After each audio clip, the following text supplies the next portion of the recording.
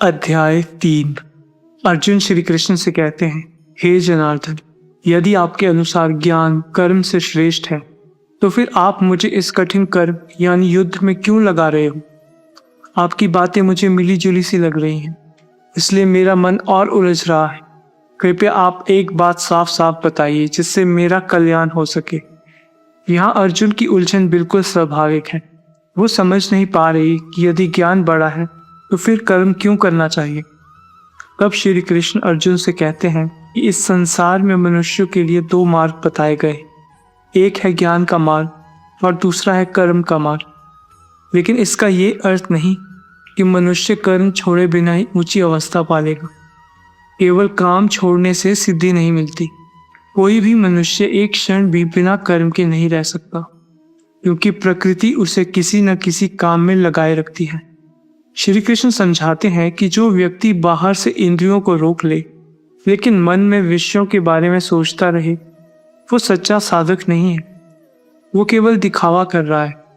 लेकिन जो व्यक्ति मन से इंद्रियों को संभाल कर बिना आसक्ति के अपना कर्तव्य करता है, वही श्रेष्ठ है। इसलिए अर्जुन को कहा जाता है कि अपने शास्त्र के अनुसार जो कर्तव्य है उसे करना चाहिए। कर्म ना करने से तो शरीर का जीवन भी नहीं चल सकता। फिर श्री कृष्ण कहते हैं कि जो कर्म केवल अपने स्वार्थ के लिए किए जाते हैं वह मनुष्यों को बांधते हैं, लेकिन जो कर्म यज्ञ भाव से यानी निस्वार्थ भावना से किए जाते हैं वो बंधन का कारण नहीं बनते।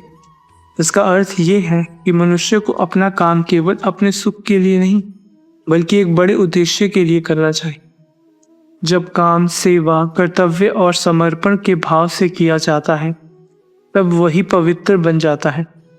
श्री कृष्ण आगे बताते हैं कि सृष्टि के आरंभ में प्रजापति ने मनुष्यों को यज्ञ के साथ बनाया है और कहा कि तुम लोग इस भावना से जीवन चलाओ, इससे उन्नति होगी।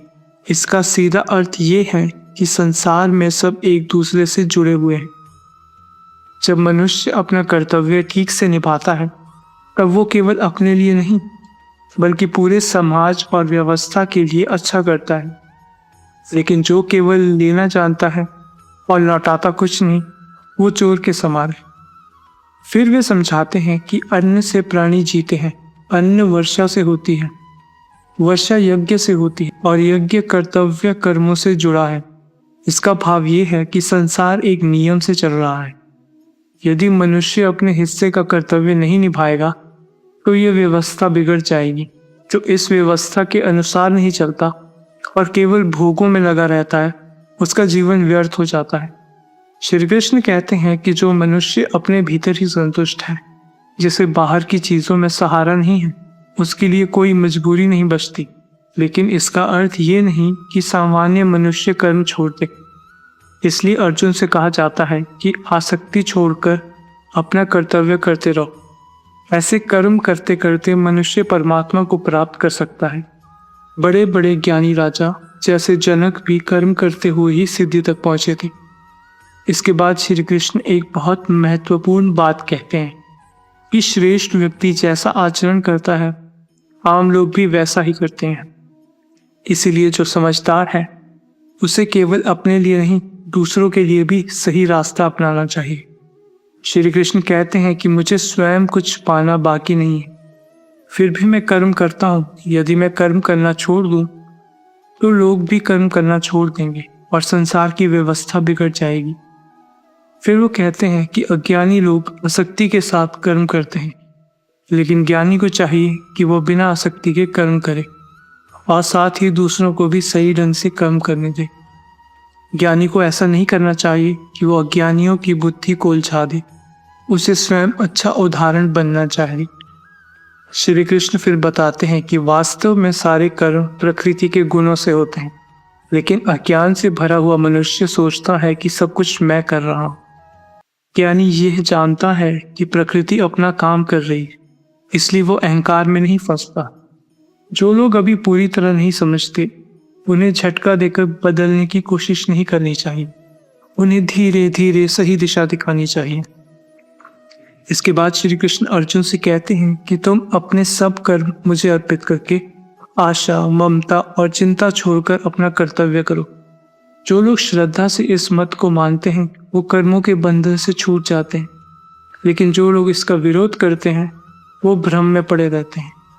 फिर वो एक गहरी बात कहते हैं कि हर मनुष्य अपनी प्रकृति के अनुसार चलता है, यहाँ तक कि ज्ञानी भी अपने स्वभाव के अनुसार काम करता है।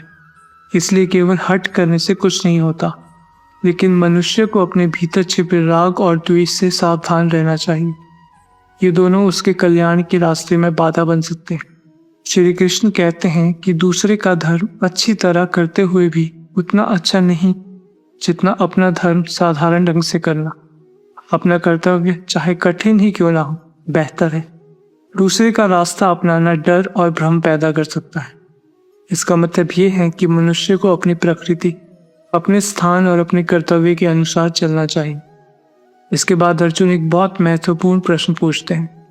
वो कहते हैं, हे कृष्ण, मनुष्य ऐसा क्यों करता है कि वो खुद नहीं चाहता फिर भी पाप की ओर चला जाता है, जैसे कोई उसे मजबूर कर रहा हो। ये बहुत गहरा प्रश्न है क्योंकि ये हर मनुष्य के जीवन से जुड़ा है।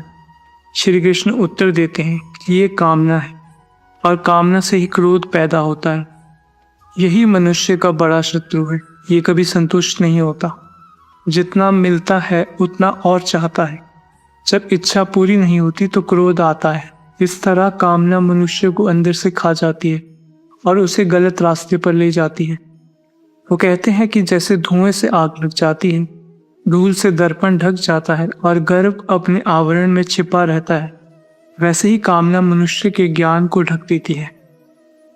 ज्ञान तो होता है लेकिन इच्छा और लालच उसे साफ दिखाई नहीं देने देती। यही कारण है कि समझदार व्यक्ति भी कभी कभी गलत कर बैठता है।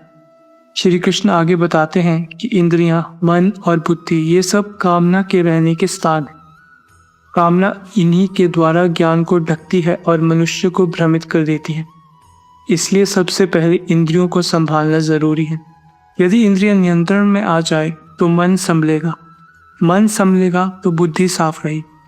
फिर वे एक क्रम बताते हैं, शरीर से इंद्रियां श्रेष्ठ है, इंद्रियों से मन श्रेष्ठ है और मन से बुद्धि श्रेष्ठ है और बुद्धि से भी ऊपर आत्मा है। इसलिए मनुष्य को अपनी बुद्धि की सहायता से मन को संभालना चाहिए और फिर इस कामना रूपी शत्रु को जीतना चाहिए। यही असली युद्ध है। बाहर के युद्ध से पहले भीतर के शत्रु को जीतना। इस पूरे अध्याय में श्री कृष्ण अर्जुन को समझाते हैं कि केवल कर्म छोड़ देना समाधान नहीं है।